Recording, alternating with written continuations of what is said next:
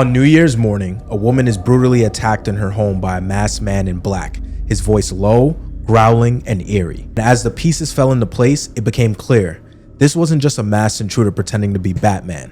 This was a man trying to play the hero in a horror story of his own creation. Buckle up. You're listening to Voltage and Villains. What's up, everybody? I'm Phoenix. And I'm Moira. Today, we're going to be talking about the Batman Intruder. What? Yeah, I know. Okay. The story is just as nutty as it sounds. Not nutty.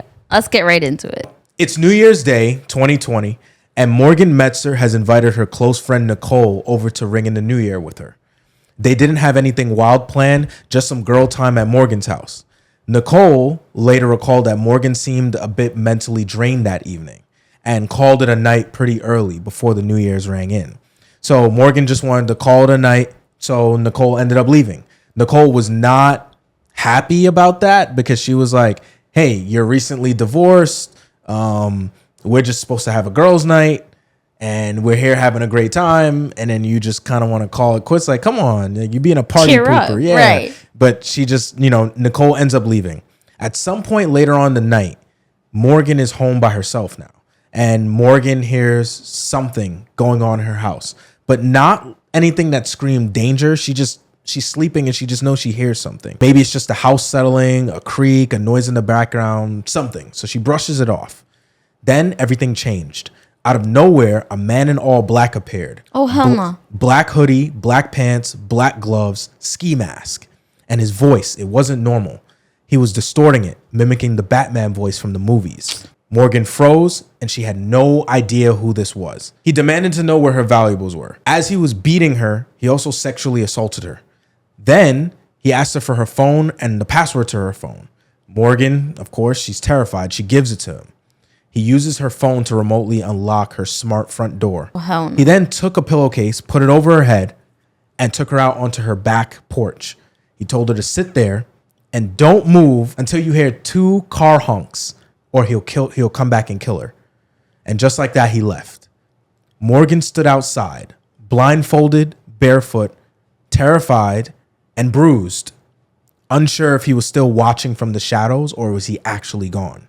She waited and waited. After 40 minutes, headlights appeared. A car pulled into her driveway. Footsteps start coming up the steps. Now, at this point, she thinks, oh, God, the guy came back. Like, he's going to kill me.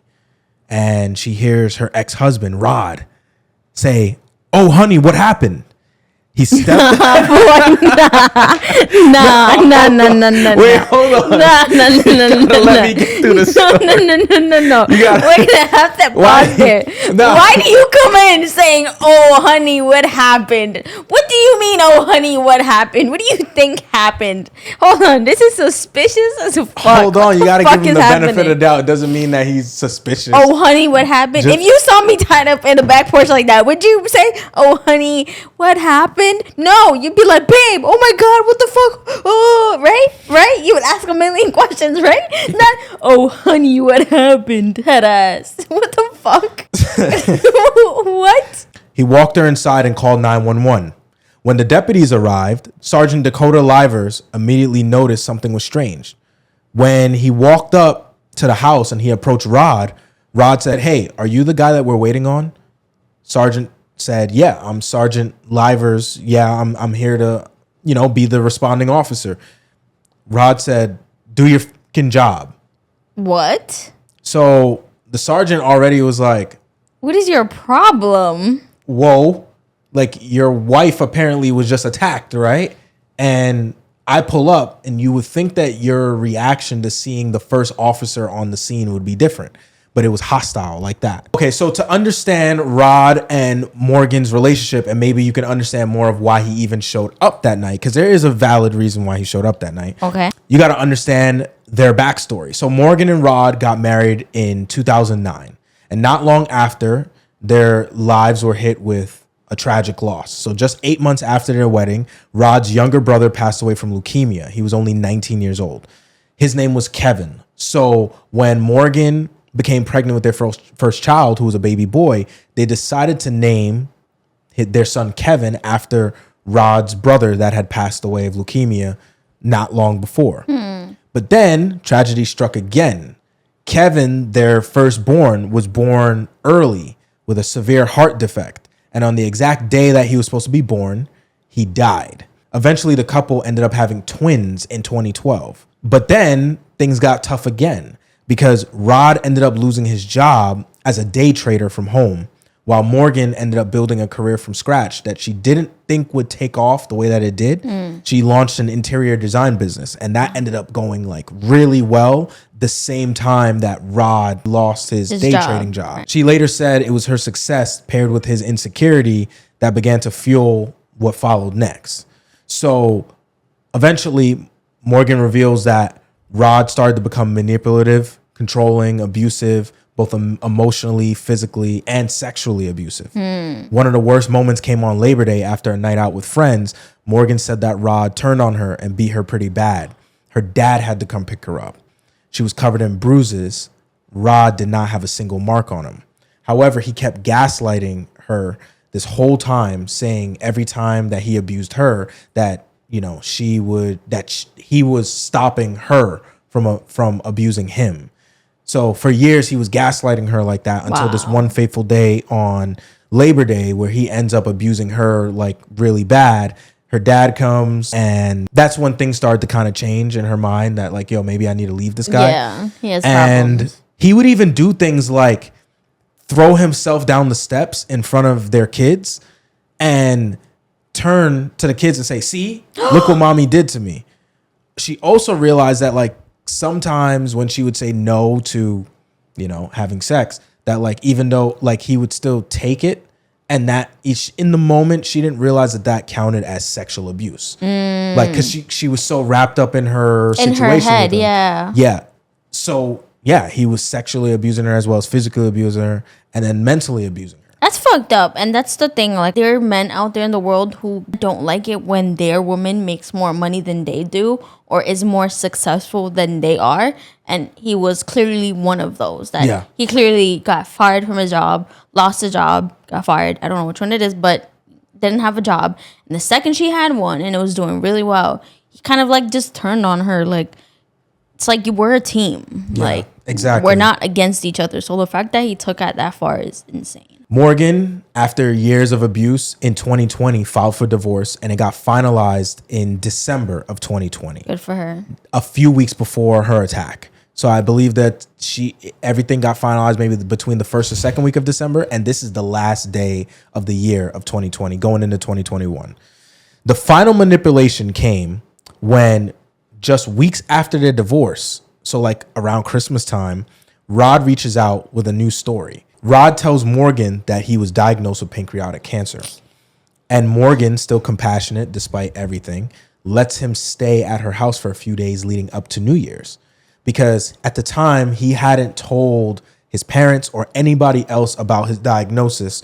And apparently he was really scared, really nervous, really rattled up. So she said, hey, you know, you're the father of my kids, you know, so yeah, you can just come over and just be here and just, you know, while you figure stuff out. He used that time while he was at her house to try to win her back, but it didn't work. And on the morning of December 31st, Morgan told him flat out, yo, I'm done. You got to go. And I'm not even going to be here tonight. I'm going to be over at my parents' house. Pack your bags. Yeah. She told him that you got to leave, that she's going to go spend New Year's with her parents. So he left, but he didn't stop texting her. He spent the entire day trying to keep communication open, kept texting her, and eventually she stopped responding to him. Now we fast forward. After the abuse happens and Rod ends up at the house and the sergeant ends up at the house, this is now real early in the morning of New Year's Day, is when this assault takes place, like a few minutes after 12 a.m. What? So now that detectives are on the scene, they're separating all the family members because Morgan's dad and brother is now there. Rod is now there. All the detectives are there and Morgan is there. And they're interviewing Morgan, and then they're also interviewing Rod. And for good reason. For good reason, yeah. And now they're also wondering, Rod, why are you here? Yeah. And why are you here, especially if, you know, they find out Morgan and Rod's whole relationship. And when they interview when they interview Rod, they hear his story. And Rod's story is that he was at home and he heard a knock on his window. And then he heard a person with a very gravelly voice telling him something that he couldn't really make out what was being said. But then they said the only words he was able to make out was Morgan. So he said, what? Whoa, why would somebody be knocking on my window this late in the night with that type of voice saying something about Morgan? So he was worried about Morgan. So he said he called her. She didn't pick up. So he went over to their house.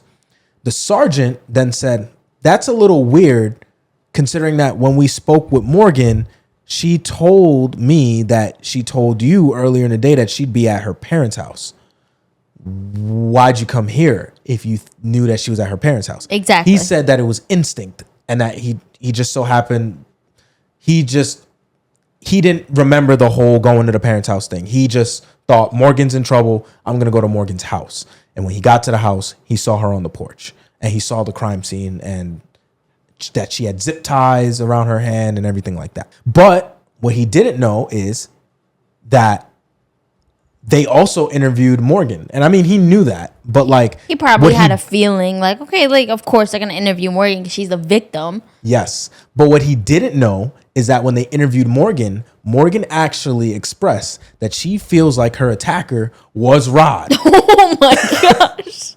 And like, she didn't want to say anything. And I don't blame her for saying that. Yeah. What? She got into her Oscar nominee bag when she saw him and he was like, oh, honey, what happened?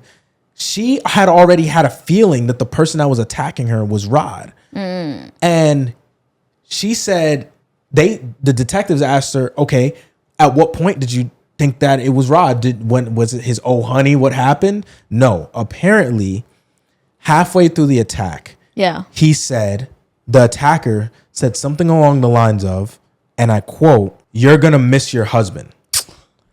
And in that moment, I'm sorry, I can only but laugh at this because this is not funny, but this is just so fucking stupid. Like, what do you mean you're gonna miss your husband? Yeah. How do you even know I have a husband? So in that moment, she still believed that her life was in danger. So her response was, no, don't hurt him. I love him very much.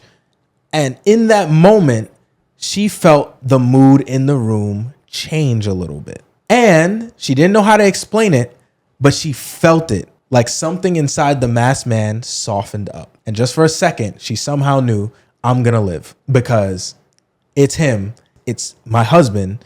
And by me saying it's my ex-husband, and by me saying that, I have potentially changed his mind from killing me to probably not killing me somehow. She just knew.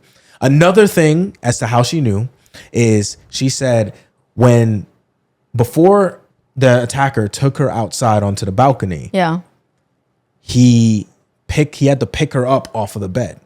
Now, she said that when she was pregnant with their twins, he had done the same thing. Oh. And it felt similar to how he had picked her up. So that was the second way that she knew. And then the oh honey was like the third. What in the freakiness is going on? So that's when she suspected, okay, I firmly believe that Rod is who attacked me. Right. So now the police kind of already have that hunch, and they're also wary on their own about this guy because of how he acted and everything like that. So now when they're interviewing Rod, they're asking him some of these questions. Okay, what made you come over here? When did you get here? What did you see?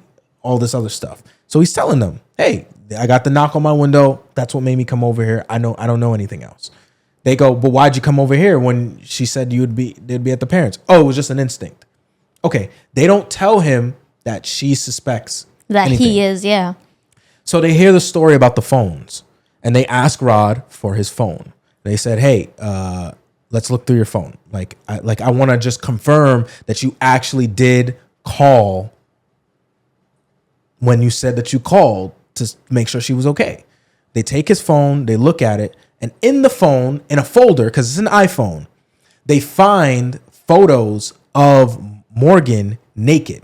That looks like she did not know that he was taking those photos.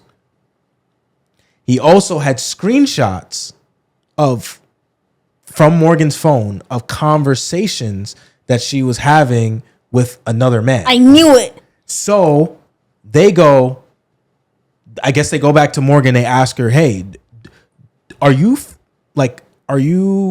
dating or no.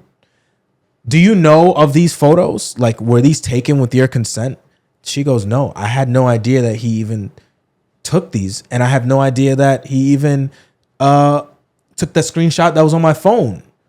And they go back out to Rod and they go, hey, we are going to arrest you because that's considered stalking. And she had no idea that you were doing this. They also wanted to kind of arrest him because they wanted to have him as like a suspect because the main suspect. Things look a little fishy with his story and they need more reason and probable cause to maybe search his house, search his cars, things like that. Yeah. So police are not buying his story. No one is. They just felt that something was wrong. And Morgan herself had started to put pieces of the puzzle together, like the Batman voice and things like that. So the first thing is the zip ties that was on Morgan's wrist. One of the zip ties had a double clip on it, and one of the other zip ties looked like it was cut. What? So when they go to Rod's apartment, they actually find a bag of zip ties. And they actually find what looks like a piece of a cut zip tie. That's number one. Number two, one of the detectives then says, okay, well, let's see. He scans the barcode. He has the Lowe's app. Okay. And that, because that's where they figure he got the zip ties from. One of the detectives takes out his phone and goes, okay, well, the barcode's still on the back of the bag of the zip ties. So I'm going to scan it and see if he got it at the Lowe's. He scanned it, and sure enough, it showed up at the Lowe's. Now, they live in a small town, so there's only 2 Lowe's. So they just go to the Lowe's and they say, hey, can we see the security footage from this particular day, right? Or let's just see if we see him. It's the middle of the pandemic. Everyone's wearing masks. Right. Except Rod. They catch Rod on security footage in the middle of a pandemic with no mask on, where everyone else has a mask, in damn near 1080p, buying the zip ties. The next piece of evidence is they go, okay, we found this cut piece of zip tie, and here's the cut piece that looks like it was on Morgan's wrist. They matched that up. Matches perfectly. It matched perfectly. So now they go, okay, we have the zip ties, we have that. Then they look at the security footage from his apartment. His apartment showed him coming back into the house shortly after midnight, being very frantic. Like he looked like he was like in a rush. Then he leaves a few minutes later. He has on completely different clothes, and he's the clothes that he showed up to Morgan's house in to rescue her. And he has a duffel bag or a bag that looked like it's filled with items that the police were never able to recover. But they have enough evidence from the zip ties and everything else. The last bit of evidence is that all of the footage on Morgan's security cameras, just for the time frame that the attack was taking place, was all deleted. What? Even from the cloud, all deleted. So that's how they started being able to say, okay, we feel like it's this guy. It's him, because the attacker did ask Morgan for the phone password. Right? To access her security system, right? Odds are her security system has a camera, which he would happen to delete the footage of. Yes. And not to mention, they went through his computer and his browser history, some of his searches were as such. How to change the sound of your voice, how to choke someone unconscious, how to crack an iPhone password, how to get sympathy from your ex. He had Googled fake pancreatic cancer diagnosis letters and even created a fake medical bill. When investigators are now interviewing him just 2 days after this assault, January 3rd, I believe, or January 2nd, they're interviewing him. And on the security footage, the first question they ask him is, do you have any illnesses? He then says, I have diabetes. And they said, is that it? He goes, that's all that I'm aware of. They then say, so why did you tell your ex-wife that you had pancreatic cancer? He then proceeds to try to gaslight them the same way that No. he used to gaslight Morgan and my say, gosh. this is starting to feel weird. I don't know why you're asking me this. This feels like a setup. I don't want to talk to you guys anymore. All those types of things. Of course, it feels like a setup. You set yourself up. Exactly. So the zip ties alone, the security footage, all of that. There's just too much damning evidence to not point the fingers towards him. So, of course, you're naturally going to be questioned and arrested and questioned if you have any illnesses, quote unquote. Exactly. So he was hit with 14 counts, including aggravated assault, burglary, stalking, kidnapping, wiretapping, secretly recording intimate images, false imprisonment, and more. It was clear it wasn't a one-time moment of rage. This was a plan, twisted plot to traumatize Morgan and then save her from it. They even found a book in his house that was like how to be her hero or something like that. What? So they knew that he was trying manipulative shit. Yeah, he was trying to like gaslight her into believing that he's the only man that will ever save her, especially after her dad came to save her from him beating Morgan. Exactly. So he ends up taking a plea deal because Morgan's lawyer said, hey, instead of going to trial, like, do you just want to see if we can get him to plead guilty to all this stuff? So he did, and he took a plea deal. He was sentenced to 25 years in prison plus 45 years of probation. So he will basically be in jail technically for 70 years. Yeah. Which is basically his life. I'm sorry. That is the goofiest thing I have ever heard.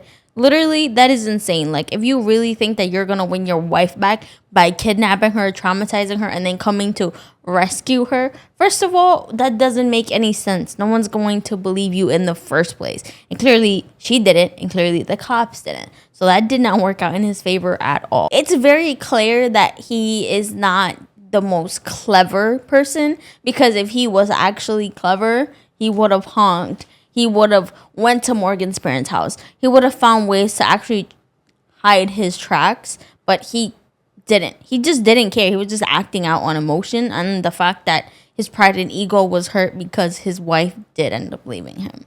Yeah, I think that he wasn't acting from being meticulous, even though he was, because they did find that this is a detail that I left out. Morgan clearly had an alarm system on the house. Okay. But how did he get in the house without tripping the alarm? Remember, he stayed at her house for a week. Apparently, he disarmed one of the cables from one of the windows that was in the basement. This guy's a creep. So he did it from the inside. He disarmed one of the alarms. And that's how when he took off the screen and detectives discovered that this was the entry point for the intruder, they also discovered that that part of the alarm system was off. So that's how he's able to get in. No, yeah, conveniently, because he had disarmed it. No, yeah, but conveniently that just happens to be off. That's an insane case of abuse, and I'm glad he's behind bars to not do that to that poor woman or any other woman again. And I hope he learned his lesson. But on that note, guys, thank you for watching. If you guys have any recommendations of any other cases you would like us to discuss or cover, please comment that down below. If you're listening on Spotify, turn on automatic downloads. That way, every time we upload another one of these episodes, it's automatically downloaded onto your account. That way you can just listen. Like the video if you're watching it on YouTube, subscribe to the channel, share it with friends. And until next time, be safe, do good, take care. Bye.